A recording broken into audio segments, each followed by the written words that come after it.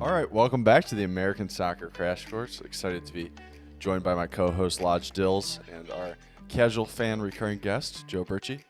Joe, has the weather changed? What's going on there? The weather's changed, and my knowledge of Christian Pulisic has changed since the last time I've been on as well. So, nice. Yeah, glad to be back and gain more knowledge. And you're rocking your Roma scarf today. I'm rocking my FC Roma scarf. Nice. Shout out my brother. Right. Yeah, absolutely. So we're excited to bring another episode to you today. And this one's particularly timely because the World Cup roster drops on Wednesday. Mm-hmm. Today's Monday, and allegedly the players have been notified if they're going to the World Cup or not at this stage. Really? Yeah. So they all got the calls today. Huh. Very exciting time. And as of about an hour ago, there was a leak. Ooh. The first of, I would suspect, many. But Tim Ream, you are going to the World Cup. Let's clap it up. Let's go. Let's go. Very happy about that. Tim Ream is an absolute legend. We talked about him. Okay, that's strong. But we like Tim Ream. He's cool. We like Tim. We liked him. Yeah, episode 1, we introduced him, showed you a little bit of his man bun. Mm-hmm. And he's just a good freaking guy. When I was studying abroad in London. You studied abroad? I did study abroad. You did too, right, Lodge? Yeah. But I your life? like to be a little bit, Did it change your life? it changed his It life. did. It changed Lodge's life. He was in a much sunnier place than I. But I got to see Tim Ream play for Fulham while I was there. And Tim Ream's a fantastic guy. And after the game, he went around the field, just clapped everyone, thanked them for being there. And it's so cool to see because he's 35 years old now. We've talked about finding your level on this podcast. Sure. For the longest time, he found his level, and that was not the top. Mm-hmm. And in some wild kind of circumstance this year, he's been the cream of the crop for Fulham this year and really done a really good job in the Premier League, which I think a lot of people did not see coming. So. Yeah. He's got that Jedi Robinson link too, which would be great. Huge. Yeah. And they're both left-footed, right? So they're gonna be playing together, having that chemistry that they have in the Premier League. Sure. I'm thinking HBO needs to do a Hard Knocks type series, World Cup edition. So who's gotten chopped so far? Anyone or no? We celebrate Tim Ream. I should say a couple of people have gotten chopped. John Brooks is officially dead. The producers are throwing a little clip of him scoring against Ghana in the World Cup. Yeah. Any other big ones, Lodge? Not off the top of my head. I mean, he was just solid. Yeah. He was one of the old guard. So Yeah. kind of that out with the old, in with the new, pretty much. I think everybody's out. Yeah. One of the guys who we really anticipated would be part of this would be Chris Richards, and he got hurt. So as much as we celebrate Tim Ream, that's probably why he's going there, because Chris Richards is going to be out, which is a disappointment, another really good kid kind of thing. And I think, we'll wait and see, but it looks like a guy who's playing for one of the best teams in Germany, Jordan Pefok, is going to be out. So it'll all drop on Wednesday. I'm sure we'll talk about it in our next episode. But Sure. Will be interesting to follow the leaks the next couple of days. So So how many total roster spots are there again? 26. And how many players will actually see the field in the World Cup? 15, 16 maybe? Great question. Totally depends on the squad and totally depends on injuries. Gotcha. So more than likely, we'll probably see somewhere from 18 to 20, and then the other makes guys sense. are just reserves. You're probably not going to see the other two goalies. You usually bring 3 unless somebody gets hurt. And then the back line, they usually try not to mix that up a little bit. The forwards are probably where we're going to see the most churn, just depending on who's kind of playing. Midfield, I would assume, is probably going to be rock solid. Yeah, and you would anticipate we're playing Wales the first game, which is probably a team that likes to sit back, sort of do the park the bus kind of system, whereas England is going to be more – I mean, they might still park the bus a little bit, but they're going to try to control the game, control the ball. So it'll be 2 games that require different play styles and ask different things of the team, and that might ask different things of the personnel. So And ask different things of our main man today. Let's get to the agenda, Christian. yes, absolutely. So our main man today – first 7 episodes have been players. Today is Coach Gregg Berhalter. So this will be a good one for you, Joe, just in terms of getting a feel for the story of this team. We're going to talk about Gregg Berhalter, introduce him. We're going to tell you what you should expect for this Wednesday World Cup drop. Couldn't contain our excitement. Had to talk a little bit about it. Sure. If you have any questions for us on the roster, if you have any takes for who should be on that roster, drop them in the comments on YouTube. Like and subscribe if you're enjoying our content. It allows us to reach a broader audience.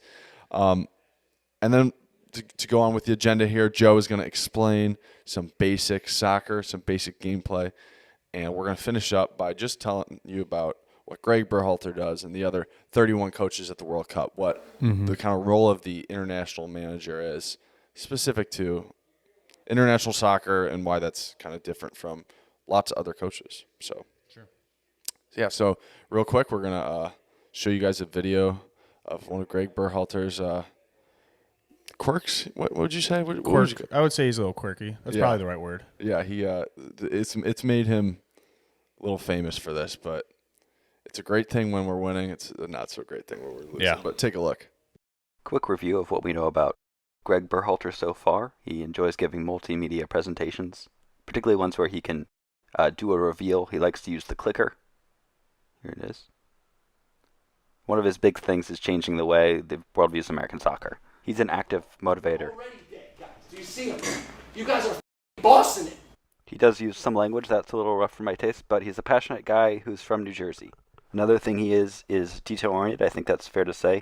He's capable of being extremely specific about time, meet at 4:23 or 6:13. He may just have a general preference for 3 times. He's collected Starbucks mugs from every place that he's ever visited. His other big hobby is shoes, and there's speculation he has a suitcase that's just a shoe suitcase. And then his other big thing is bounce passes, which you already probably know about if you watch the games. They've gotten harder and harder. We're not really sure why he's doing it. So that was delivered by this guy named Watke, who has really carved the niche that no one saw coming, which is U.S. men's national team comedian. Mm-hmm. So he makes a lot of those videos. he's kind of become famous off of the behind the back passes. Mm. But back to our main man today, the man of the hour, Gregg Berhalter. Triple G, Gregg is how he spells his first name, so people refer to him as GGG. Quick bio from him, 49-year-old from New Jersey, lover of sweet kicks and bounce passes, as you've seen from that video. He's usually wearing a fresh pair of Dunks or something like that for games. Yeah, he puts a lot of attention into it. Mm-hmm. But just as a player background, he was actually a starter for the U.S. men's national team in 2002. Beat Mexico in the first Dos a Cero in the round of 16, which was, we've talked a little bit about the one that kind of happened in the World Cup qualifying, but that's where the phrase comes from. Dos a Cero meaning 2-0. We beat Mexico in the round of 16, I believe, of the World Cup that year. And he was an instrumental piece in that, I believe, playing.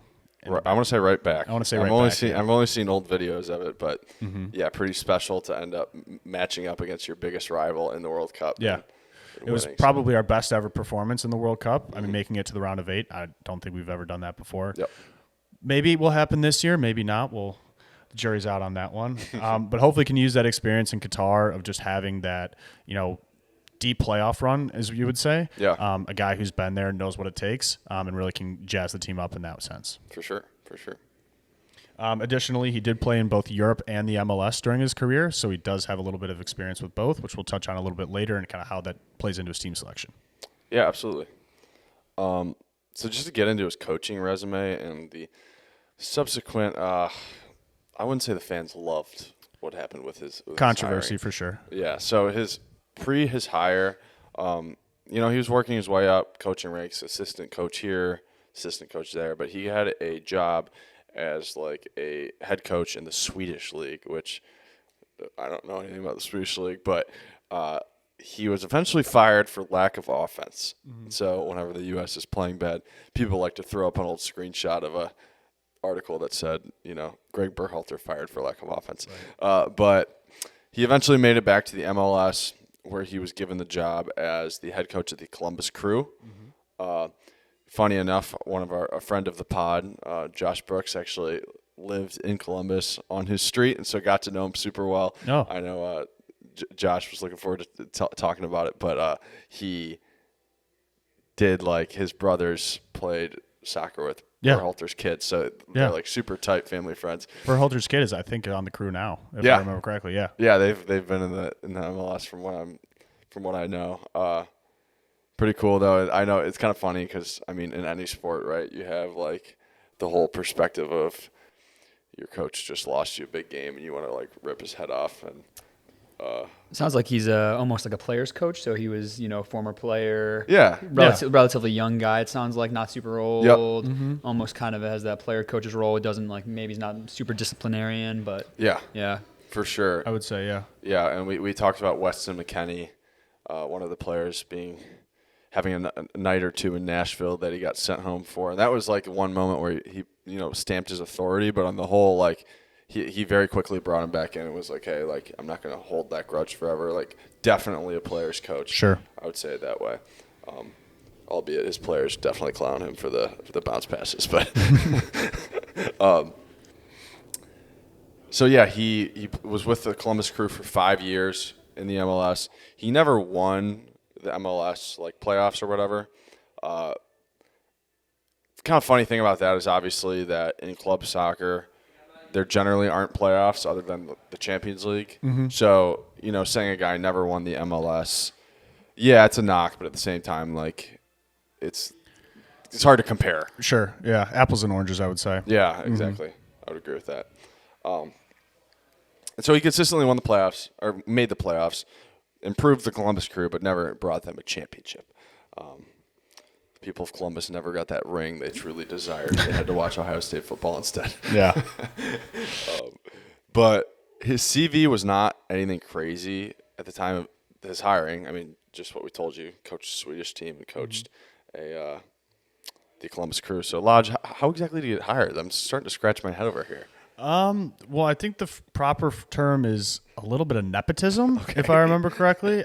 His brother is one of the highest-ranking officials in U.S. soccer. Yeah. And so there was a little bit of controversy. Obviously, just added more gas to the already burning dumpster fire that was the team post missing the last World Cup.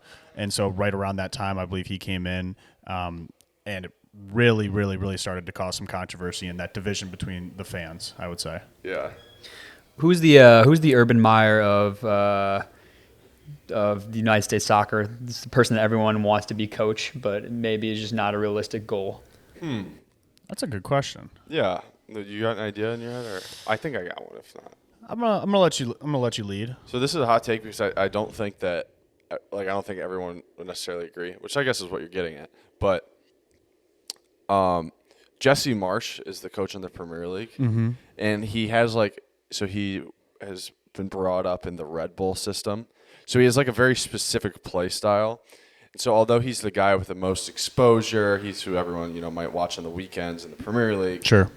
It's not so clear that what he's doing would translate super well, but he's the guy like everyone's clamoring for, I would say, just because he is so fiery, like even more so a player's coach, I would say. Yeah. So I would say that's who people want. And we also happen to be, pretty prosperous country with lots of talent, so it might not even be an Urban Meyer. There might be like several guys who you could throw out, people saying, hey, we're the U.S., if Gregg Berhalter isn't going to be the guy, we could get somebody huge. Yeah. Yeah, another thing to note is the last really big coach that we had was Jurgen Klinsmann, and he is a German national. So he played for the German national team. So you do have coaches that are really just different nationalities coming and coaching. It's not like a patriotism thing always, but generally it can be. Yeah. So yeah, they only actually interviewed 2 candidates too. That was the very sketchy thing. Oh geez. And you think about what they already had going on with the equal pay lawsuit, just very bewildering how that happens. Right. Really kind of just speaks to what we said. U.S. soccer had been a dumpster fire for a long time, and this had its fingerprints all over it.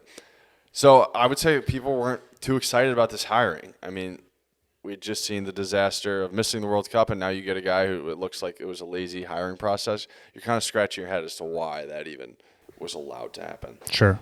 So to just give you a quick synopsis of, he got hired in 2018. To give you a quick synopsis of the last 4 years.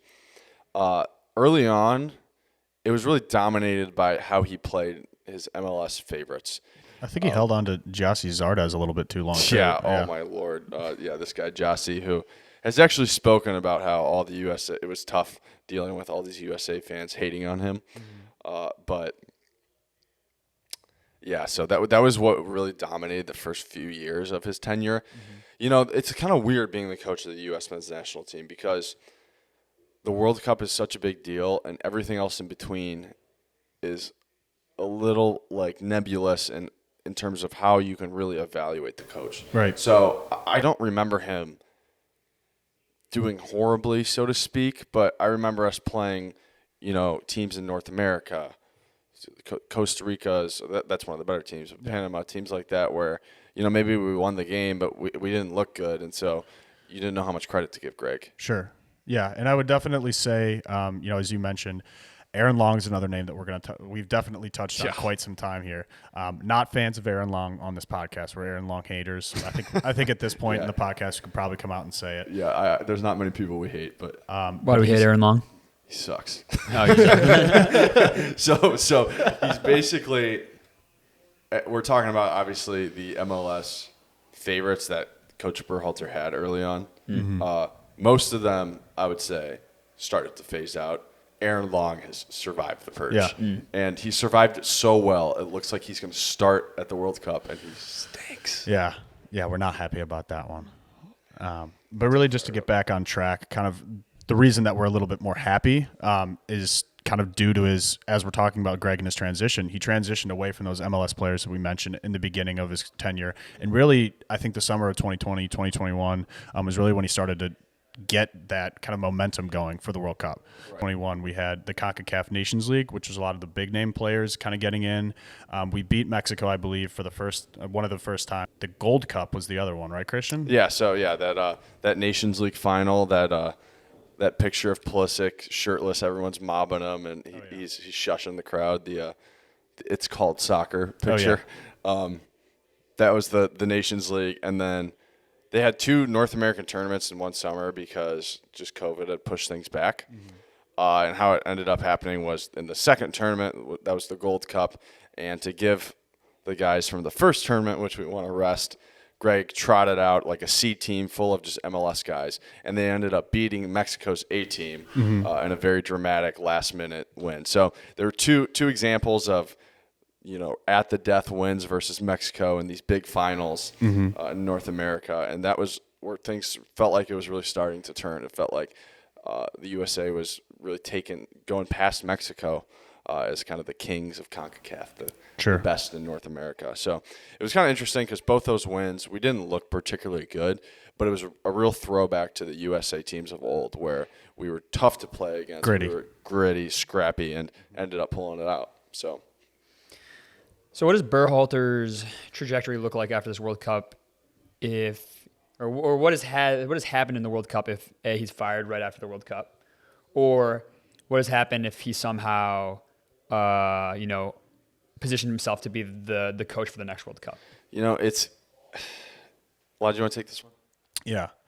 So first off, I don't think you can necessarily say that based on his performance in this World Cup, he's going to be the coach for the next one. Because we thought we had a guy like that, and then we didn't make it to the next World Cup. And so there was a little bit of a transition. We brought in somebody, and we were super excited for it, and then we just didn't make it. So we want to say that we're kind of a given at this point, but 4 years ago, we can't necessarily have that.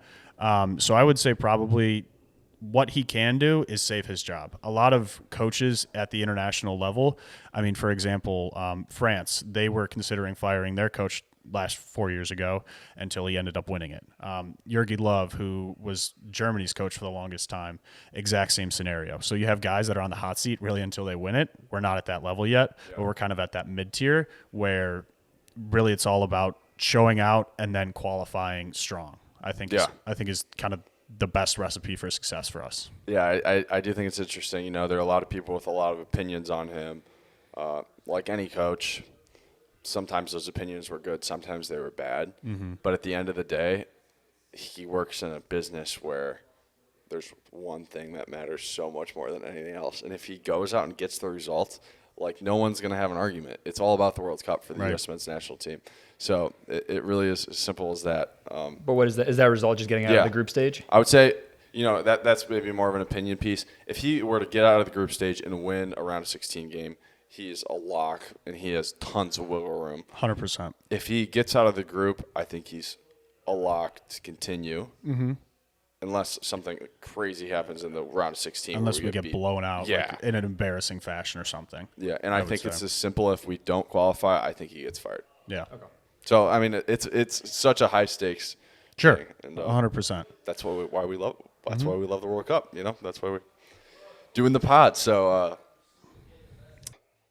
Lodge, you want to break down tactically what Gregg Berhalter does? I know it's a little bit hard to pin down. I would say the tactics, you can't give too much credit to what he's done, but what has he tried to? So to talk a little bit about Gregg's current kind of tactics, I think we probably have to look at what he started with and how he kind of transitioned. So number one, he tried starting to play out of the back.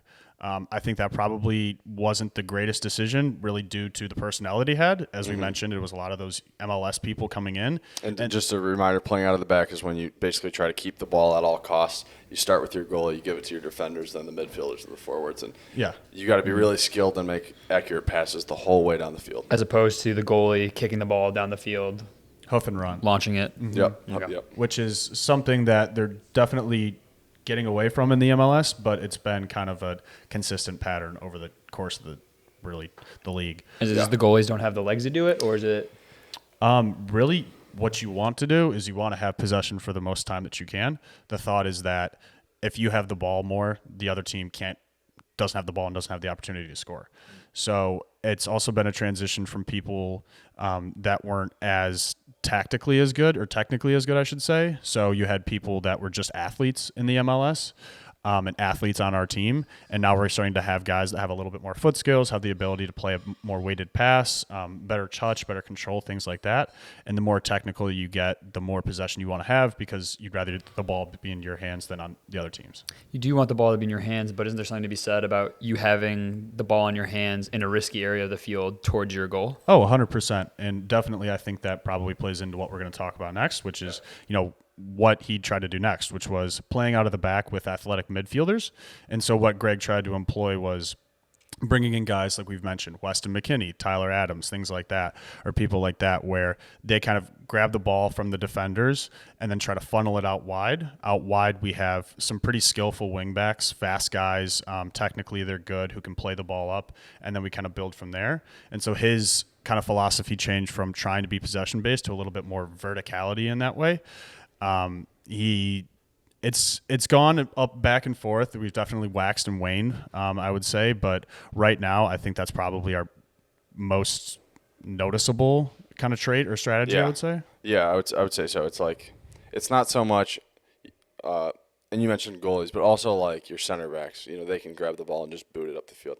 Obviously, you're just going to risk losing possession that way, but so it's kind of a mixture of the purist play it out of the back and make every perfect pass, and the purist hoof the ball up in the air and let somebody run after it. It's, we're going to build where we can, and we're going to utilize our really young athletic team to try and get the ball behind the defense and into scoring positions. And then, as you mentioned, as we're a young athletic team, also trying to press once we get the balls into those areas. Yeah, pressure. So, pressure. Very, very high press, I would say, compared to what we've done in the past. Yeah, and when hopefully you press the other team if they have the ball, they turn it over, and then you really spring your quick players who play in on the attacking positions and get them up the field. So it's about pushing up the field, but in a way that's not overly cute or overly, chance oriented. Risk oriented, yeah. So we had all that down, and then this last window is throwing a wrench into a lot of what we talked about. The last international window where we played Japan and Saudi Arabia, we started to see those old ways of being so stubborn about we need to play the ball out of the back. And Joe, that really lended itself to the risks that you brought up, where we gave up a goal to Japan that was just like that, where it got too cute. So we'll see what shows up. We hope it'll be more of the Dos Acero that you witnessed, Lodge, but we'll have to see. So to get into some of Gregg Berhalter's perceived strengths, we've talked about how he's like a man manager, that kind of thing. He's really tried to create a team culture. He definitely has, yeah. As you mentioned, with the young guys, Weston McKennie bringing him back because Yeah. he was definitely a locker room leader, incorporating everybody into the game, but also having, people like Walker Zimmerman who are a little bit older, a little bit more experienced, kind of having that blend of a bunch of different, honestly, generations in U.S. men's soccer. Generations, different places people play, things like that. It's something that he pretty clearly emphasizes. I think even down to his meticulous shoe choice. One thing that he's been excellent at, and nobody can take this away from him, is that he's a great recruiter. He's the Marcus Freeman of international soccer. He's done a great job. The USA, 300 million people or whatever it is. Lots of ties across Europe or even, along the border in Mexico to good players who could play for multiple countries. And so he's done a really good job of clearly making them feel like they're part of the plan, that they're on his radar, and he's had some huge wins. We talked about Serginho Dest in the past. We're going to talk about a guy named Yunus Musa coming up, guys like that who should be staples of our team, starters in the team for a while here. So getting those dual nationals has been a big-time strength of his. He also has been pretty good thus far at halftime adjustments. The U.S. had a thing in World Cup qualifying where it was something like 80% of their goals were second-half goals. Yeah. And so he's been good at doing that. And one that everyone loves, he's dominated Mexico. He's his past 4 games against Mexico, he has 3 wins and a tie at Mexico. So he's been very impressive at doing that. And it should also be noted that when the United States plays Mexico and the United States, it's practically an all Mexico crowd. So there's almost all away games if you want to think about it that way. Very, very Marcus Freeman-esque in that he's losing to Marshall every once in a while, and you're going to be a little bit annoyed, but he's beating Clemson. But is he building something? He might be building something. The jury's still out. That's the question. That is the question. Yeah. But just to kind of hit on a couple of his weaknesses, we don't want to, bring him up too much. As we mentioned, kind of an overcomplicated system for international play. You don't really get these guys for that much of a time. Similar to how, I don't know if you saw the Redeem Team documentary where you had Coach K and he would kind of try to bring those guys in, and it took a while to kind of instill that, kind of the way that they played and everything. He's very much similar in that he tries to get those guys to play out of the back. You just don't have that kind of chemistry with everybody you're playing with in all these different leagues. Additionally, as we mentioned, picking the MLS favorites, he started to shy a little bit away from that, but guys like Aaron Long still kind of linger around, and so we'll see how that goes. And additionally, tactically, a little bit limited. I think, that just kind of plays into what we mentioned specifically for overcomplicated system. I think you're just putting a little bit too much into these guys' heads when you only have them for about a month at a time. Yeah, and whenever things go awry, that's something the players might subtly point to, or even his past players have pointed to. So, yeah. And I would say the last thing is just this question of, is he the guy? This is a podcast about how talented this team is and what they could do. Is he the guy to take them there? Is he the guy to move them forward? Are we going to get our Mr. Brightside moment with him? Are we going to get our Mr. Brightside moment? And is it going to be when we have the World Cup at home in 2026? You don't get better chances than that when everyone's rooting for you. That is an incredible moment, and one that you really want to have the best coach possible. Want to be in the best position possible for. And the bottom line is he'll be judged at this World Cup, like we said, and broke down. So to get to some basic gameplay vocab. Yes. Bertsche. Yeah, we've been down in the weeds there for a little bit. Let's mix it up. Yeah. Let's get out. All right, Joe, we're going to throw some basic gameplay terms and stuff at you. We're going to have you do your best to explain it. We're going to fill in the gaps where they may not be. So, Joe, can you explain offsides to us? Yes, offsides is when player A is passing to player B, and player B is already past the last defender on the opposing team. So they've jumped that line defined by where the last defender is on the opposing team before the pass has gone off the passer's foot.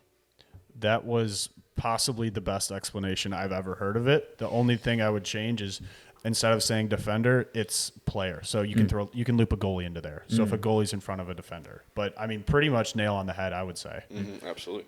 Yeah. 1 for 1. 1 for 1. Yeah. Uno para uno. We'll have the producer throw a graphic up there, maybe. Maybe not. He doesn't know how to do that. I just talked to him. He's not sure how to do graphics. All right. Well, Joe, to move on, what is a set piece? Ooh. a set piece, I'm guessing, is a set play design.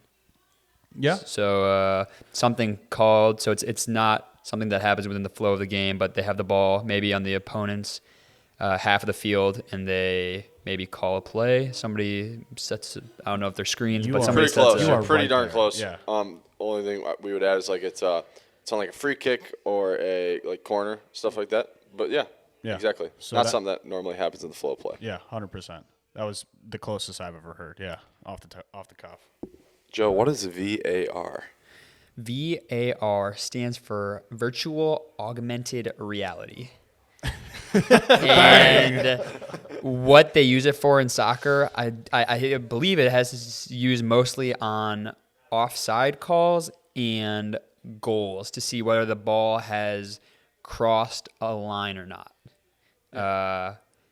And yeah, that's all I got on that one. That was 80%, I'd say. Yeah. So it's a video assistant review. Oh. But it does do the things that you mentioned. It'll do offsides, or it'll review, somebody potentially doing a red card, stuff like that.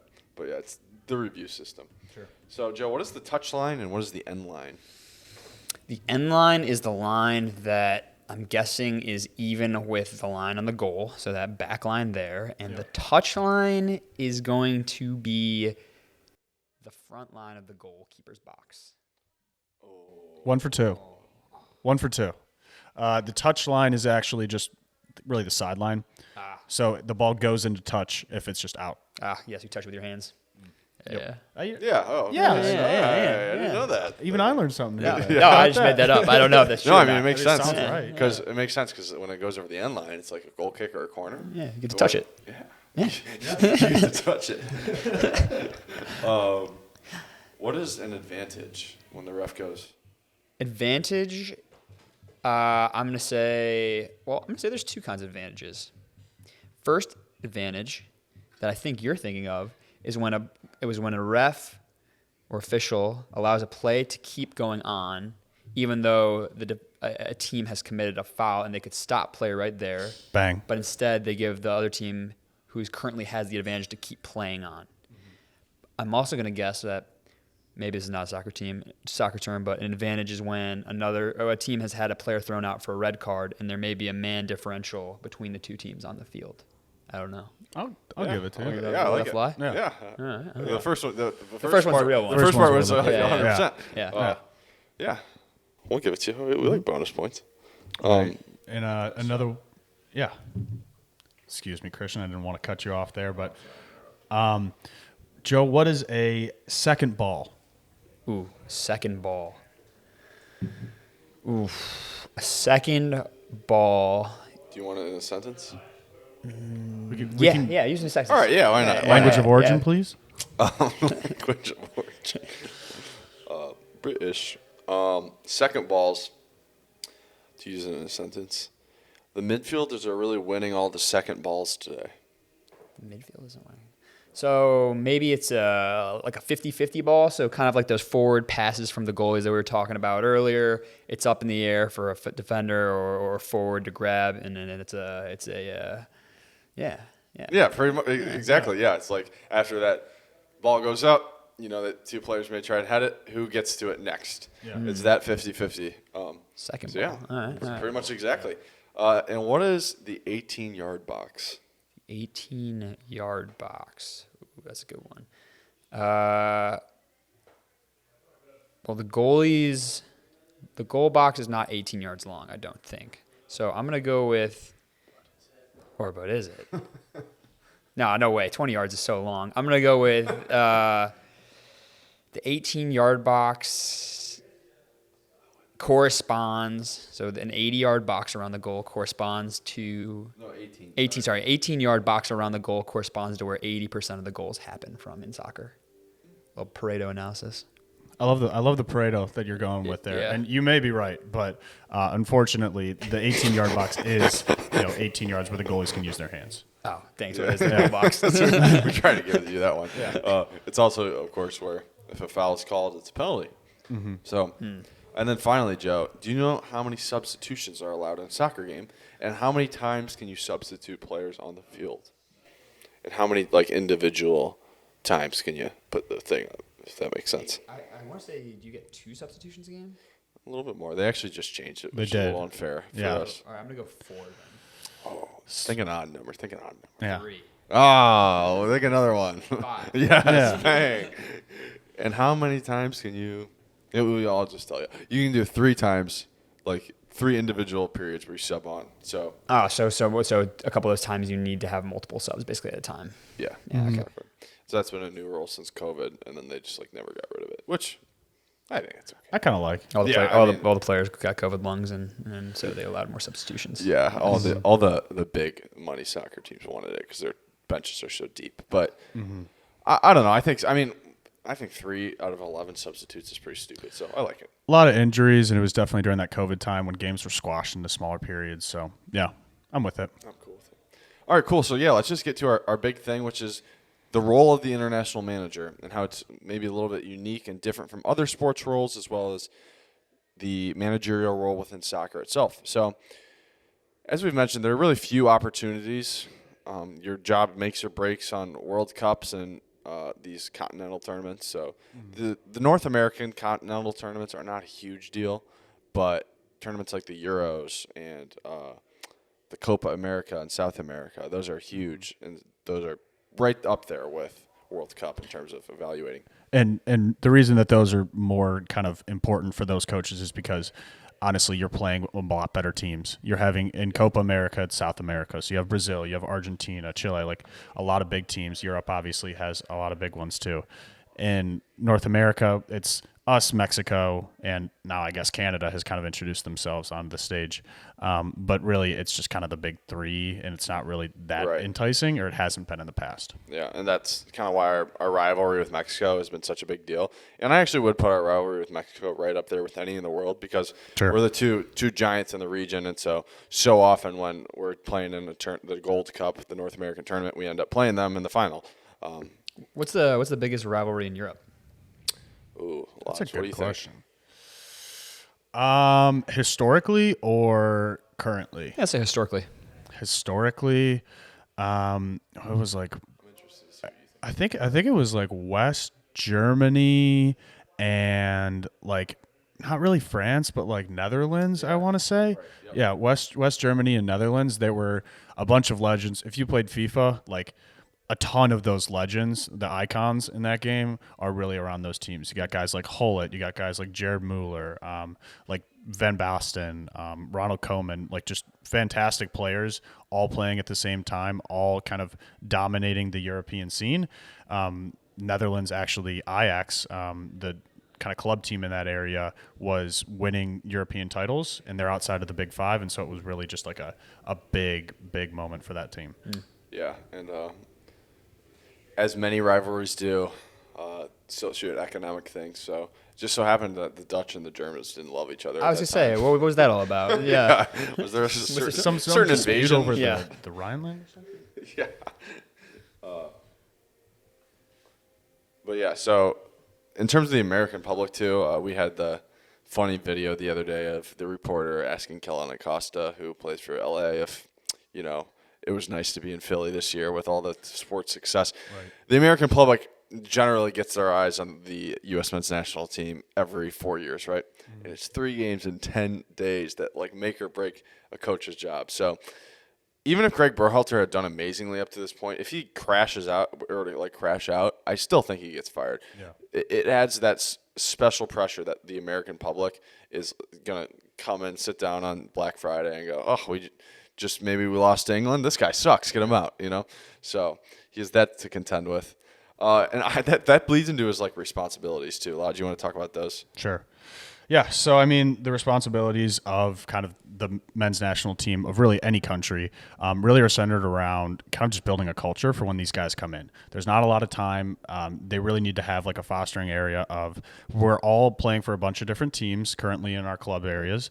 But we're all kind of sharing that one common goal, and you really get guys to buy in. You have teams like France, who won the last World Cup. Now it's probably going to be Brazil, guys like that, where there's a lot of old people who have been in areas where they've won. They're very, very successful, and you're really kind of just trying to bring in that almost melting pot where you get the best of both worlds. The young guys have the experienced guys to kind of settle them down, get them used to that stuff. Additionally, his role is a little bit different from a lot of other teams in that he also, as we mentioned, is a big recruiter. Not a lot of other, obviously, people in Europe, you just have the talent right there in your country. For us, I think it's a lot more of recruiting those dual national players, as we mentioned, guys like Serginho Dest, Yunus Musa, and then additionally, kind of you'll see Gregg kind of pop up every once in a while just around the world. Another kind of thing that he has to do is just kind of check in on his players. So he'll go and see their games all over.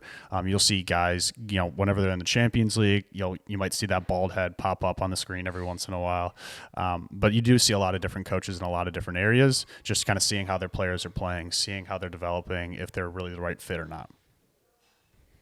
Yeah, and so the kind of last responsibility, or one of the funny responsibilities he has, just because of where soccer is at in America, is he does like little funny kind of press tour things too. So he went and had to go sing "Take Me Out" at the ball game, or "Take Me Out to the Ball Game" at Wrigley. It's horrible. I mean, it would be horrible if any of us had to do it, probably. But doesn't he have to live in Chicago? Yes, that's another one. You have to live in Chicago. Yeah.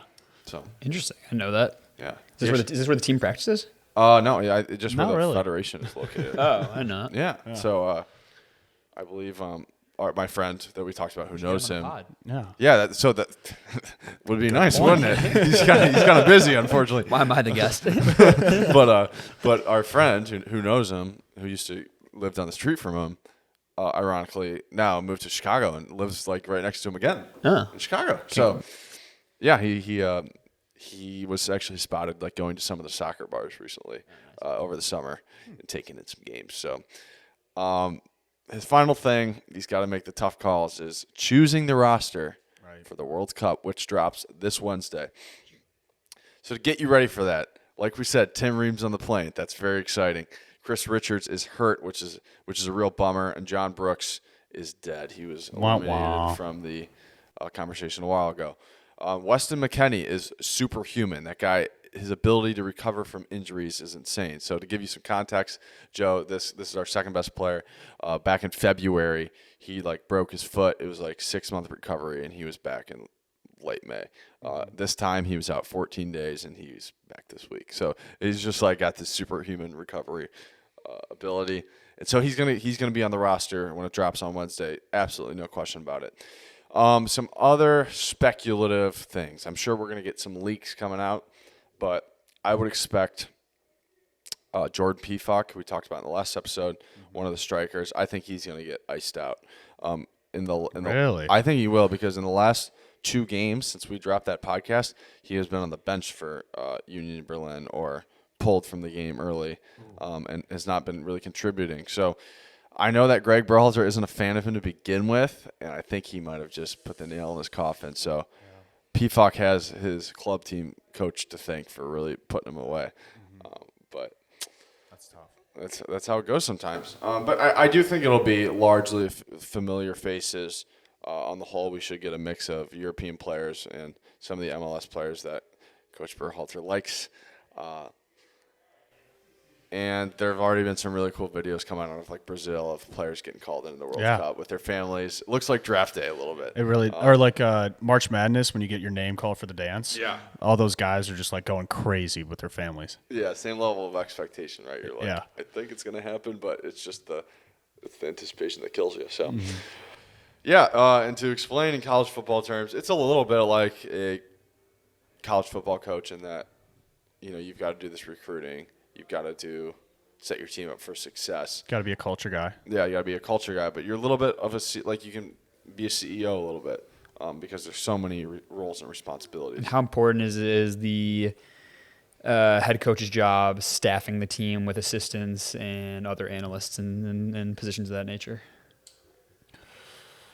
You ask a fantastic question, but I don't think I can name another single person on that team. I definitely think that they would be relatively vital, and you probably are getting some good people coming in, but I honestly can't think of anybody.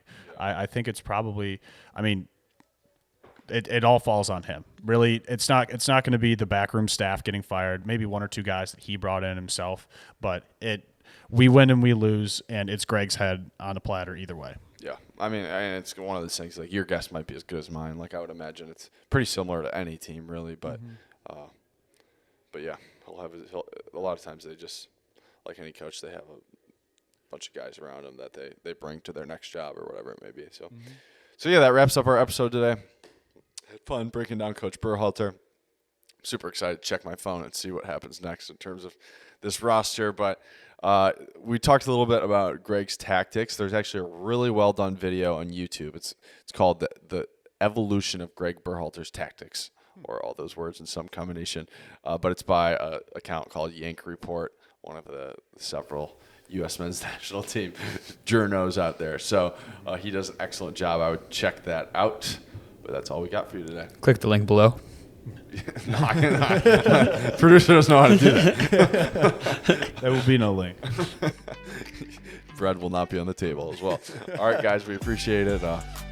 Just a few more episodes before the World Cup. So, yeah, thanks, guys. Appreciate it.